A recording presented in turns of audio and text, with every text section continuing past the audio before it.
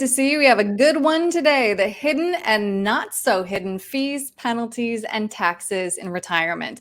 It's not easy to determine what you'll need to live on in retirement, and that calculation is made even more difficult because there can be a few surprise expenses and some penalties that can last a lifetime. So we're breaking them down in order of severity. Let's start with the IRMAA penalty. Nick, what do we need to know? Oh, IRMAA. Yeah. And some people think, oh, that she must be a pretty lady. No, she's not. I call all these fees, penalties, taxes, and things like this, I call these financial termites because they can eat away at what it took you a lifetime to build. Right.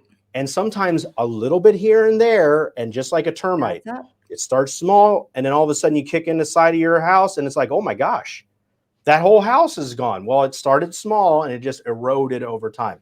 So, here's the thing about IRMAA, and I had to figure out what this meant, right? Because when we just talk about IRMAA, that's one of those nice long acronyms. But here's what it is. It's Medicare's income-related monthly adjustment amount.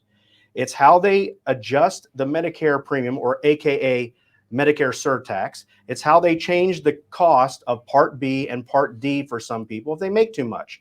And here's the thing, it's 2 years in arrears. So what that means is, and just like on this chart, this is the 2023 IRMAA brackets.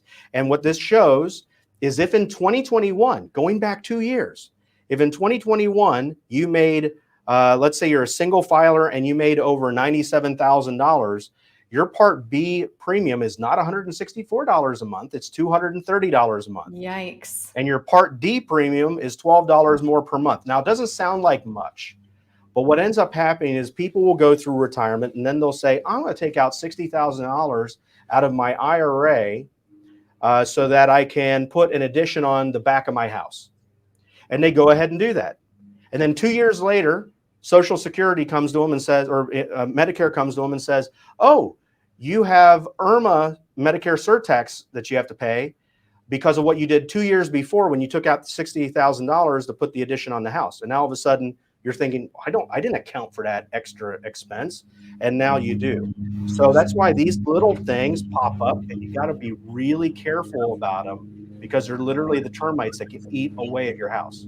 Well, and I mean, it is a month, so it's not a big number, but it, like you said, cumulatively it is. Now let's talk about the Medicare Part B and D penalty. This is a penalty that could last for the rest of your life. So how do you avoid this one? You get your B and D on time. Okay. And a lot of people, Part B is going to be your doctor, Part D, drug. So don't be late to getting it. And a lot of people will say, well, I have coverage. You got to make sure, if you're still working, make sure that your employer has what's called creditable coverage. And that's typically meaning that they have over 20 employees. Then you're typically okay. Still check, but you're typically okay. But if you don't have coverage and you just say, you know what, I don't need to pay for it because I don't need it. I don't need any drugs. I don't take any drugs. I don't need to get it. And let's say you kick the can down the road. Then once you finally get your Part B and D, which it will come back around, you'll need to get it. Then you've got a penalty every year for the rest of your life. And so that penalty can be dramatic. And so that's something to be careful of, because they only give you 3 years, or 3 months before the time you turn 65 and 3 months after the time you turn 65 to get on Medicare. So just don't be late and you won't have the penalty. Now, as far as costs of it, Medicare goes up a lot. And I think people don't plan for that. What you're showing here is how the Medicare premiums actually have risen over time. As I say, the government giveth, and I'll probably say this later on, today, the government giveth, the government taketh away. And so people think, well, Medicare probably doesn't go up that much. If we just look at 2022, it went up 14.5%. Medicare premiums did. If we look at 2016, it went up 16.1%. Medicare premiums did.